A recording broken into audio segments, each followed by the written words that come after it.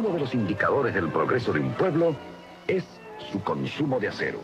Aquí, en Zapla, nació el acero argentino y aquí sigue produciéndose en cantidades cada vez más crecientes. Altos Hornos Zapla, como integrante de fabricaciones militares, es una empresa siderúrgica integrada que contiene en sí misma desde las fuentes de provisión del mineral, su abastecimiento de combustibles y la totalidad de las operaciones y procesos industriales hasta obtener el producto final. La Dirección General de Fabricaciones Militares ha realizado este milagro.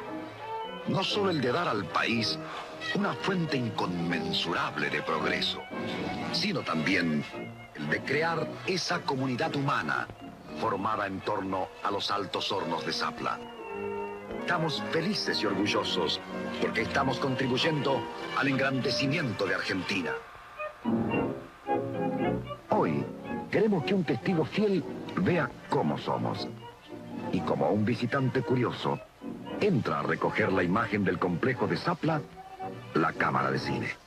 Ahora, acompáñenos al mundo de Zapla.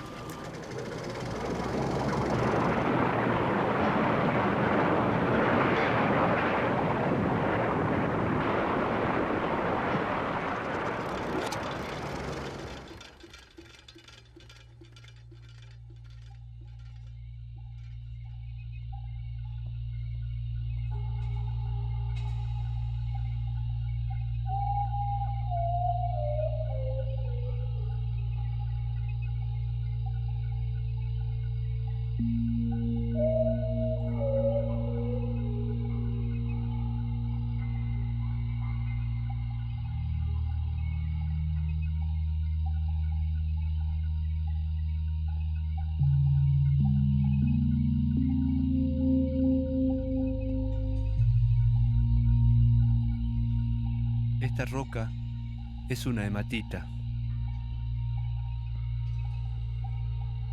Su nombre proviene del griego hematos, que significa sangre.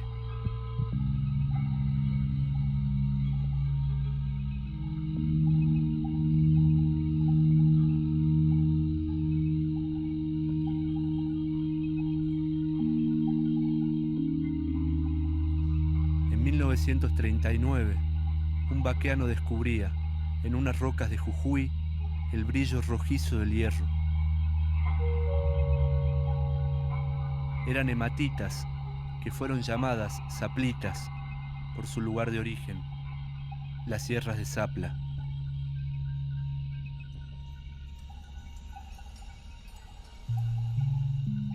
Con esta roca se realizó la primera colada de acero de la Argentina. En ella está contenido el mismo hierro que da color a nuestra sangre.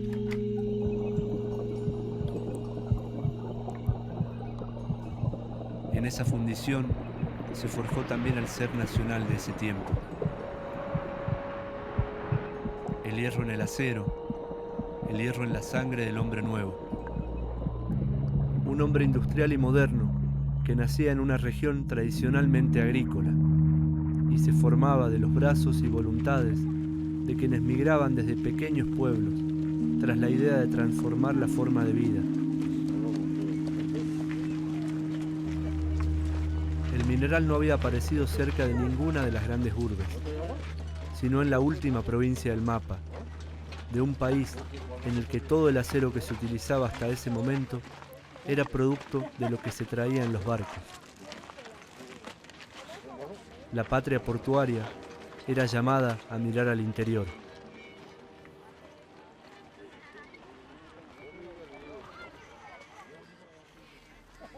El hierro, con su propiedad magnética, condensado en Zapla, atrajo a ciudadanos de diversos paisajes geográficos y culturales. Pareciera que el fenómeno físico del mineral impactara directamente sobre la carne humana.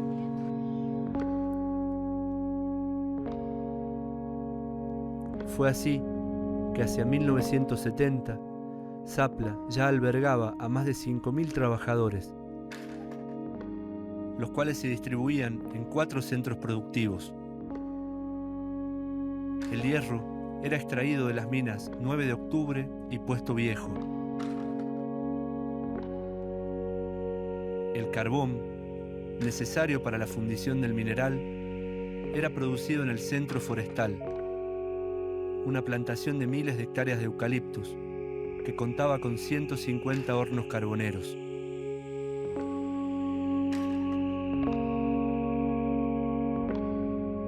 El ciclo productivo concluía en la incipiente ciudad de Palpalá, donde se montó la acería, capaz de producir más de 40 tipos de aceros especiales.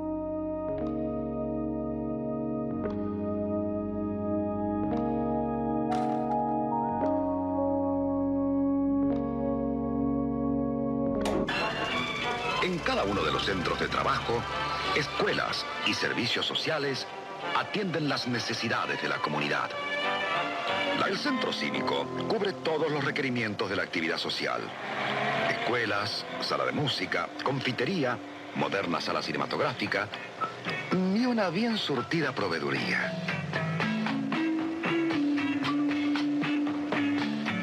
Magníficas instalaciones deportivas, golf, natación, tenis, básquet, lugares de reunión.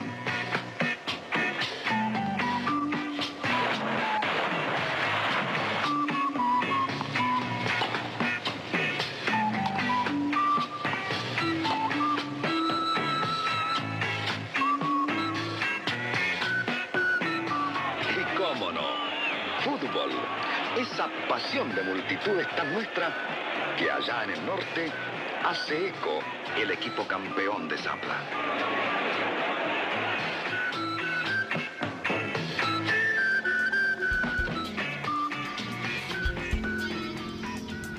Lo que se producía en Zapla era mucho más que acero. Se construyó un sentido de pertenencia, como si el mineral cuajara también en la sangre y se volviera la identidad palpaleña. Una región tradicionalmente agrícola se volvía la madre de la industria pesada.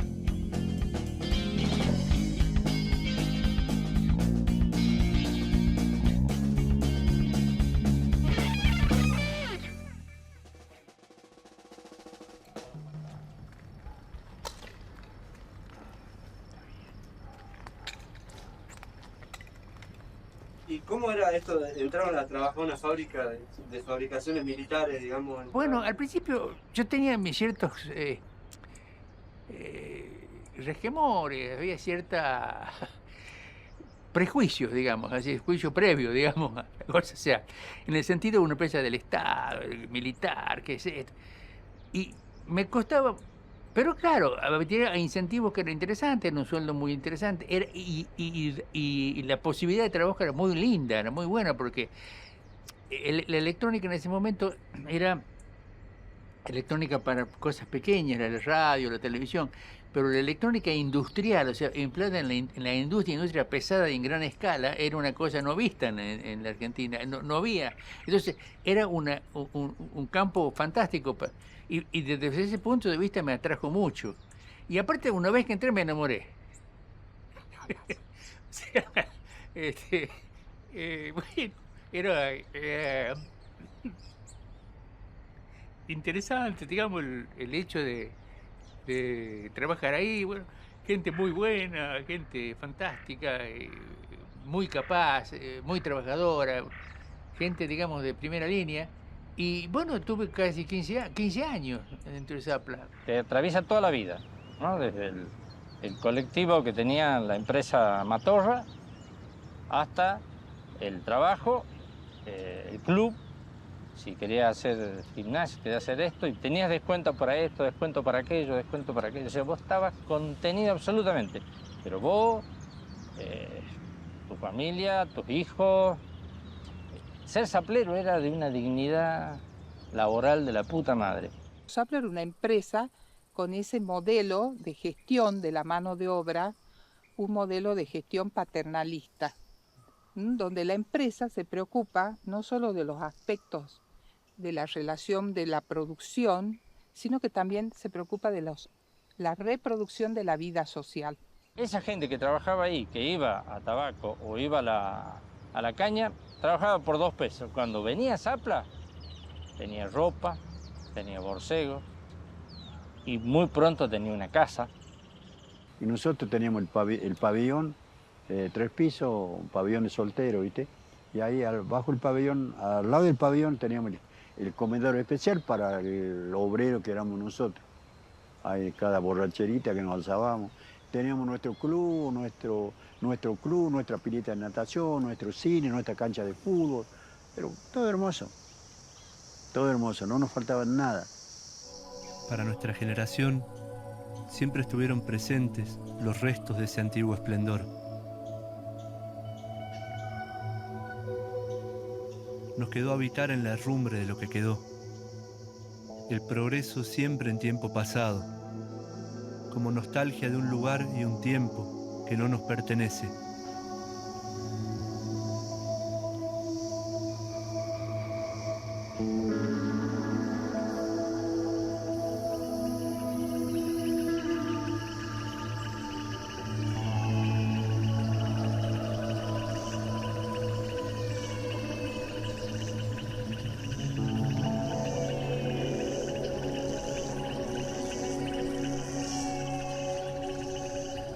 Estos espacios, que alguna vez fueron poblados por la vida fabril, hoy son reclamados por la fuerza natural.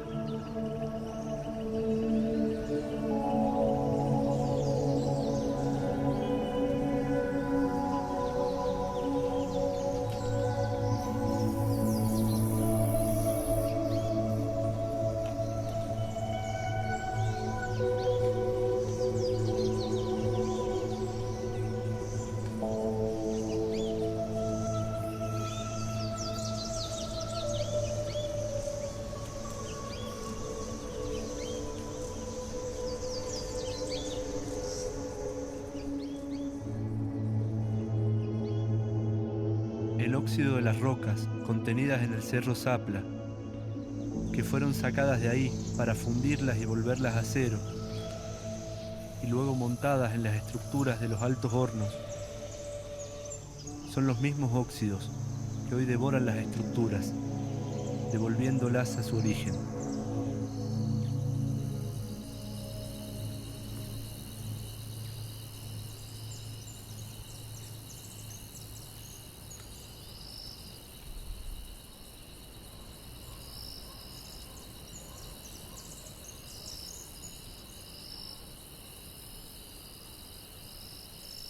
Cada tarde, cuando comienza a anochecer, se encienden los reflectores en Zapla, como intentando proteger al gigante moribundo de ser carroñado.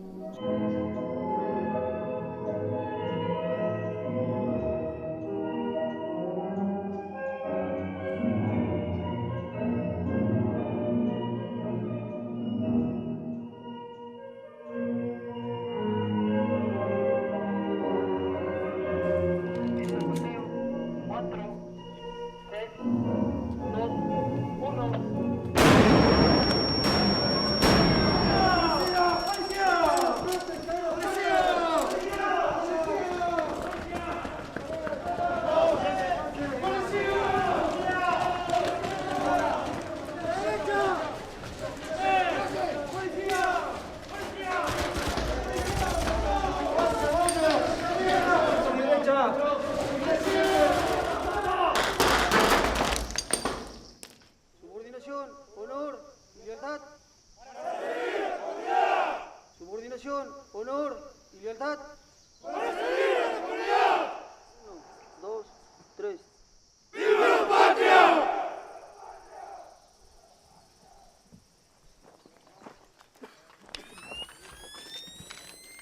y anunció que el gobierno enviará mañana al Parlamento un proyecto para la privatización de la empresa Altos Hornos Zapla, dependiente de una de las fabricaciones más militares, importantes productoras de acero de nuestro país. A la fecha se están elevando los pliegos. Tuve la oportunidad de conversar con algunos trabajadores y dirigentes sindicales. Cuando llegamos al gobierno, esa industria daba pérdidas. Estaba totalmente sobredimensionada y además no recibía aportes del Estado como para que sus actividades sean rentables. Aquellos que viven hablando de las joyas de la abuela, pero yo no quiero tener joyas que me den pérdida y que por una joya sufra la inmensa mayoría del pueblo. Hablamos con los trabajadores de la planta, iniciamos una tarea de privatización de la misma. Quedaron 1.000, un poco menos de 1.000 empleados, obreros. Iniciamos una tarea de crear microemprendimientos para que esos trabajadores tengan la posibilidad de contar con una fuente de trabajo, con un puesto de trabajo, pero además los indemnizamos.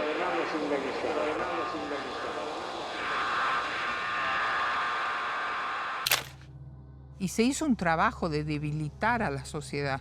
Eso no se hizo de un día para el otro. Fue un trabajo de una década por lo menos. Entonces fue construyendo en el imaginario colectivo la idea de que como no daba más, había que privatizarlo. Entonces no hay que juzgar la reacción de la gente porque no podés defender algo que vos ves que se está muriendo. Y si languidece, no es por la ineptitud de los trabajadores, sino también por las decisiones que se toman en otras esferas. Yo me acuerdo que el día ese que se hizo cargo de la empresa privada, vino la gendarmería, ocupó todo, y vino, no sé, como entonces acá se arma, y no pasó nada, fue un día normal. Llegamos a trabajar, fue un día normal. Los que se van, los que se quedan, punto, un día normal, sin ningún problema. Había habido una propaganda muy eficiente, muy bien orquestada, del mismo sistema. O sea, se tiene que privatizar porque es ineficiente, porque no da pérdida, porque y que la gente va a estar mucho mejor afuera que adentro. Hay una construcción de una idea de que el funcionamiento de la mina ya no era rentable ni sustentable. Otra idea es, bueno, hay cambios tecnológicos a los que la empresa no se adecuó. Esa es otra explicación que circuló en la época en que se privatiza.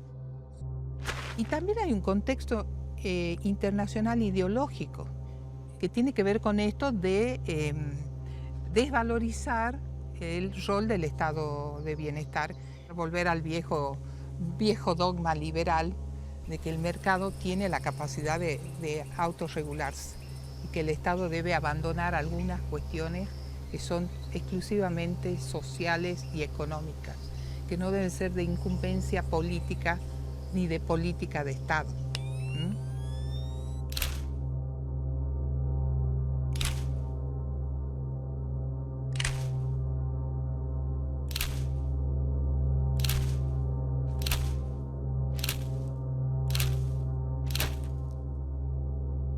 El proceso no era solo de Jujuy, era del país y era del mundo.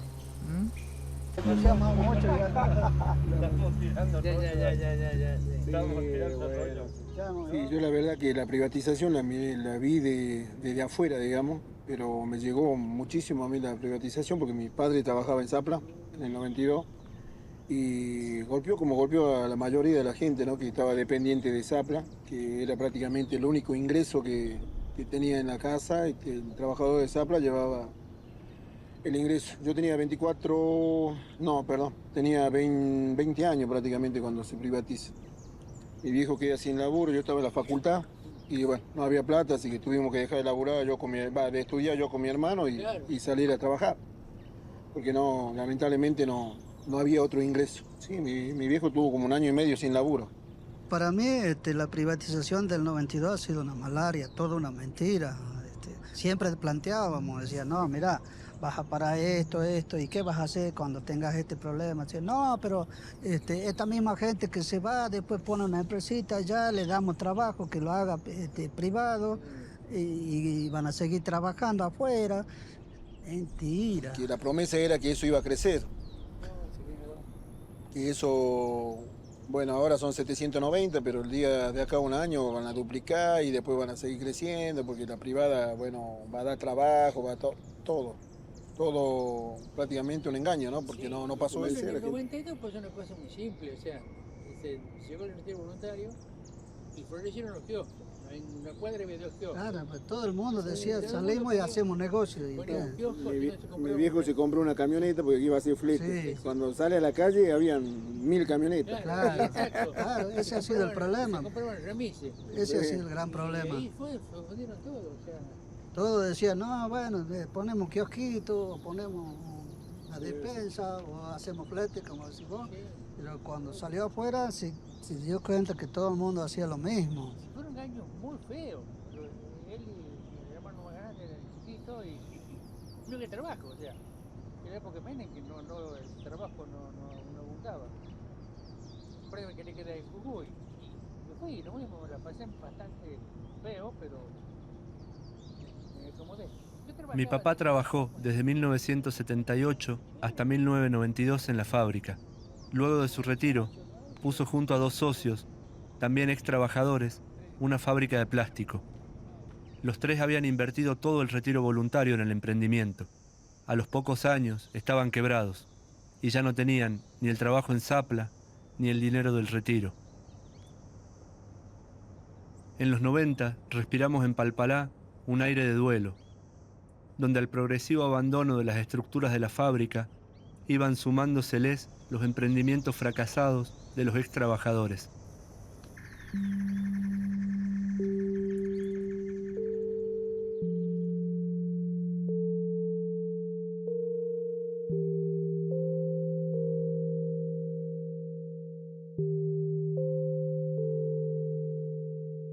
Los griegos fundaron y estructuraron sus ciudades alrededor de la tumba del héroe.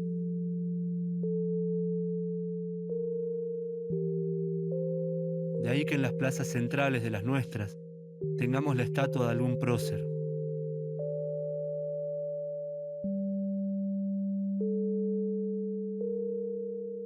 La plaza principal de Palpalá se llama Altos Hornos Zapla. Y hoy pareciera que la gran tumba alrededor de la cual se estructura la ciudad fuera la propia fábrica.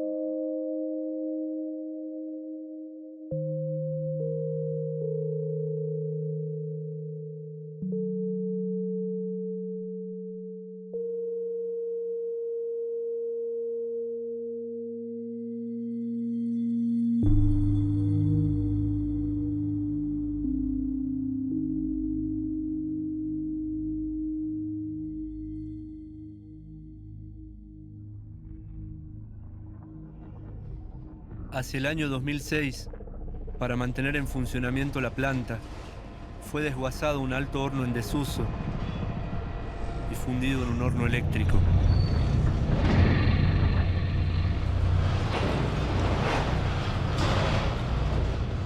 La fábrica se devoraba a sí misma para poder sobrevivir.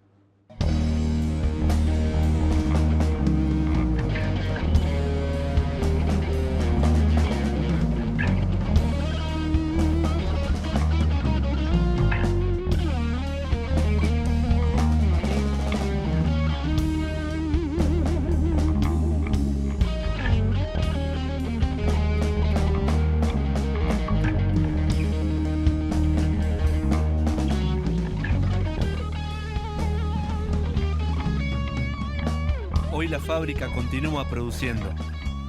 Son un poco menos de 300 trabajadores los que mantienen en pie una planta donde ya no se funden rocas de hematita en los altos hornos, sino que se procesa chatarra para convertirla en hierro de construcción.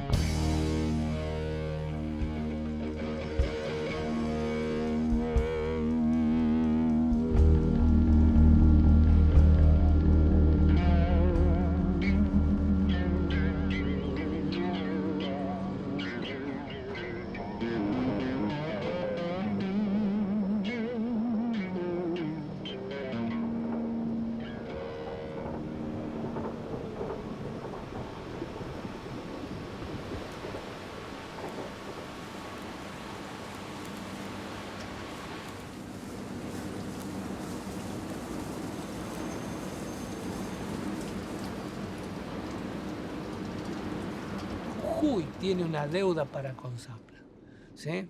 Que es entender la Zapla, ¿sí? Pero entender la Zapla no es si está bien o está mal, es entenderla. Pensarse, digamos, los palpaleños sin Zapla ha sido todo un desafío. Creo que no lo han logrado, ¿sí? Y pensarse con este Zapla menos todavía, porque no se pueden despegar del pensarse del Zapla que fue. La realidad dice que por la Argentina pasaron los 90, que en el mundo existió el consenso de Washington, que en la Argentina gobernó Menem, gobernó Kirchner, gobernó Cristina, gobernó. O sea, entonces, si hay dos cosas que no se pueden hacer, es volver para atrás, ¿sí? O ir para adelante. O sea, vos no podés anticipar el futuro, no podés cambiar el pasado. Pues esto. Entonces yo creo que este es el punto que tiene esta industria. Esta industria tiene 77 años, digo yo, cumple en noviembre o en octubre. Entonces, entenderlo. Pero entenderlo no es desde la lógica de recriminarnos qué nos pasó, no es desde la lógica de la nostalgia, sino es desde la lógica del qué vamos a hacer con esto.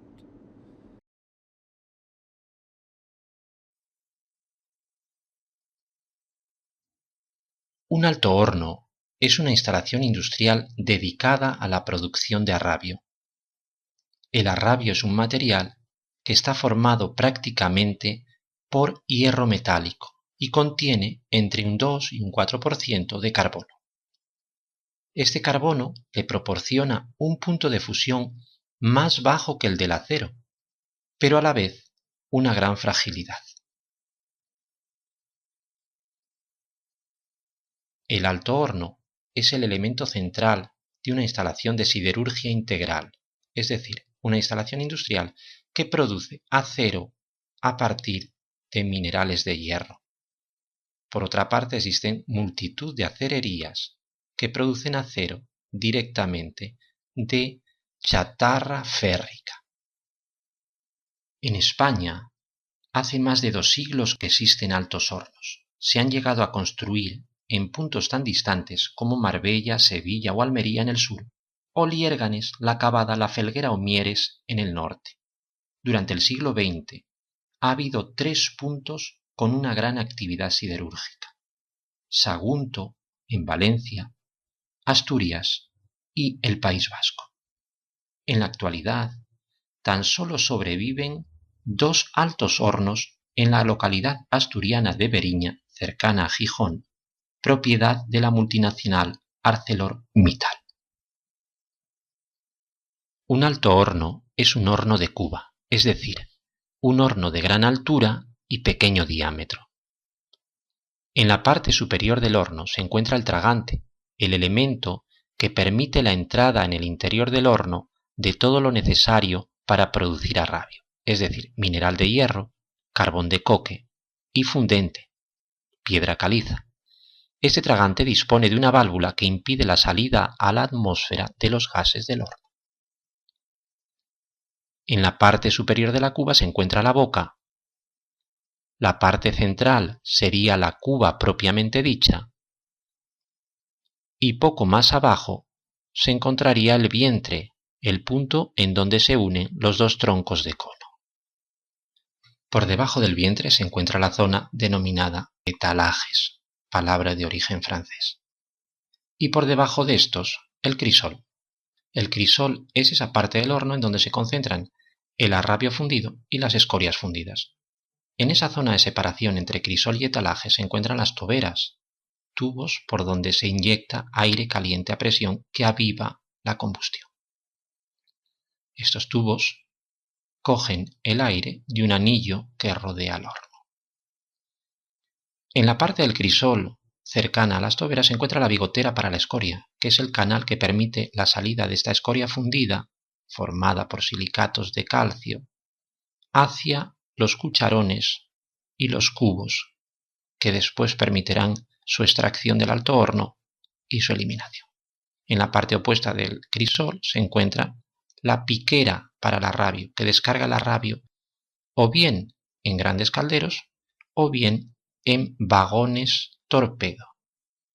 Estos torpedos son depósitos aislados mediante ladrillos refractarios que impiden que el arrabio se enfríe en su viaje desde el alto horno hasta la acerería. La acerería puede estar a una distancia de algunos kilómetros de esa instalación del alto horno. Al lado del alto horno podemos ver estos cilindros verticales de color naranja que son las torres de Cooper. Son los recalentadores del aire que se ha de inyectar en el alto horno. Lo hacemos llegar por estos tubos azules hasta las toberas. Aquí podemos ver el crisol y como por un lado tenemos la bigotera para la escoria y por el otro lado la piquera en un punto, en un nivel inferior, para el arrabio. Al lado del alto horno se disponen las 3 tolvas de los elementos que se han de introducir en el horno y el sistema de elevación. En una tolva se coloca el carbón de coque, que es el combustible del alto horno. En una segunda tolva el mineral de hierro formado por óxidos de hierro. Y en una tercera tolva el fundente utilizado, que está formado por piedra caliza.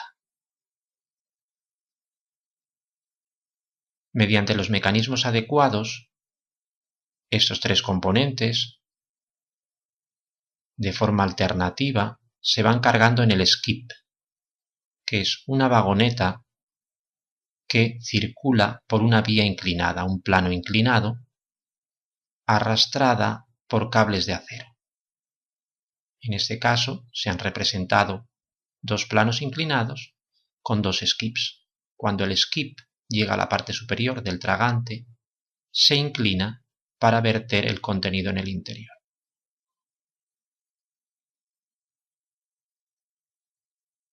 En la parte superior del horno, en un nivel inferior al tragante, junto a la boca, están los tubos de salida de gases. Estos gases de alto horno, aparte de estar calientes, tienen gases combustibles que permiten calentar el aire de entrada en el alto horno mediante las llamadas torres de Cooper. En el interior de estas torres se queman los gases que se envían a una chimenea que no está aquí representada y a la vez transfieren este calor al aire que se introducirá mediante las toberas en el alto horno. Unos dispositivos adecuados, unos compresores, envían este aire hacia las toberas a una presión inferior a 2 atmósferas, normalmente en torno a 1 atmósfera. Este aire permitirá avivar la combustión. Aquí podemos ver cómo las toberas se encuentran en un punto ligeramente superior a la bigotera que permite la salida de la escoria fundida. A continuación, pasamos a describir la obtención de los diferentes materiales que utiliza el alto horno, el carbón de coque, los pellets de mineral y la caliza. Para obtener 1 tonelada de arrabio, de hierro fundido, necesitamos 1500 kilogramos de mineral, 750 kilogramos de carbón de coque y 225 kilogramos de piedra caliza. Todos estos materiales se han de introducir a través del tragante en el horno mediante los skips que ya hemos descrito o las cintas transportadoras. cada 10 minutos poco más o menos se introduce una carga de mineral, de coque o de piedra caliza.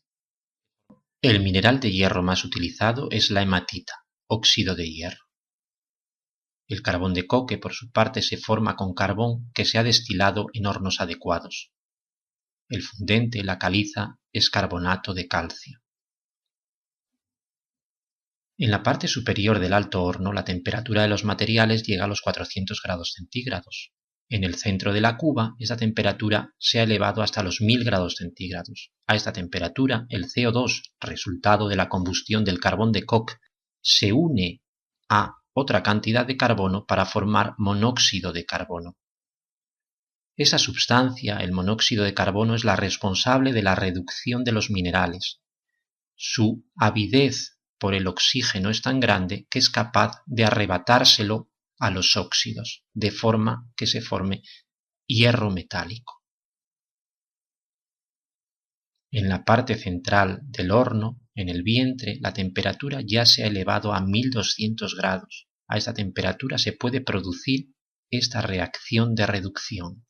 El óxido de hierro se combina con el monóxido de carbono para formar el hierro metálico y CO2. CO2 que de nuevo se recombinará con más carbono para formar de nuevo monóxido de carbono. Parte del carbón del coque se disuelve en el hierro metálico formando ese 2-4% de carbono que contiene el arrabio.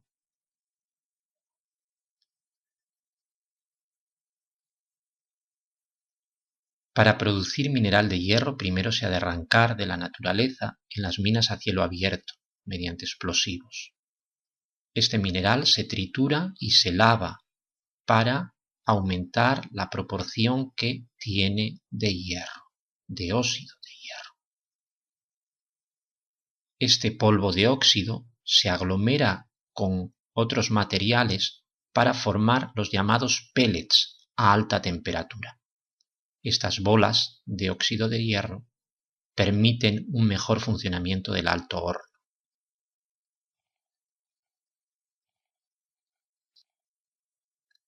Para producir carbón de coque, primeramente se ha de extraer el carbón de las minas. En las galerías se utilizan rozadoras que arrancan el carbón de las vetas y lo depositan en cintas transportadoras que permiten su extracción al exterior. En las minas a cielo abierto se utilizan grandes excavadoras y camiones que transportan el mineral a los lavaderos. En los lavaderos se limpia y se envía desde aquí a los centros de coquización.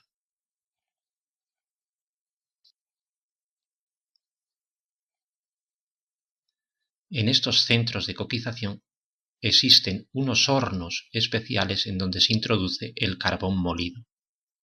Pasado un tiempo se extrae este carbón que ya se ha transformado en coque. Sale incandescente. Ha perdido las materias volátiles y tiene mayor consistencia. Para que no se queme inútilmente, se ha de apagar mediante potentes chorros de agua.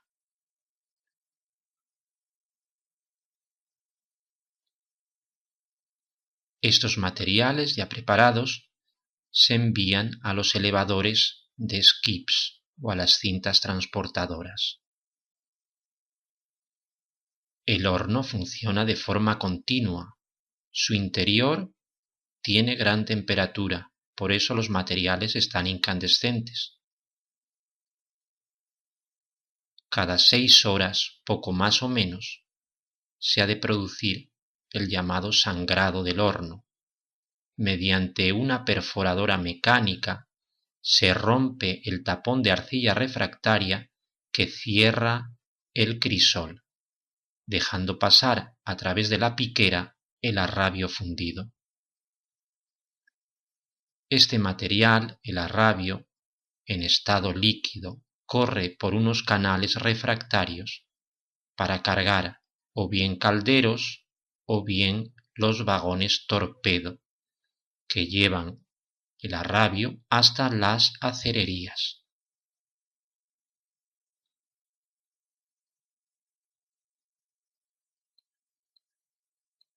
Del crisol del alto horno también se ha de extraer cada 20 minutos o media hora la escoria fundida. La caliza se combina con los silicatos que forman las impurezas de los minerales. Esta escoria tiene un punto de fusión bastante más bajo que esas impurezas y a la vez una densidad más pequeña que la del arrabio. Por esta razón sobrenada encima del mismo y por esta razón la bigotera está en un nivel superior al de la piquera.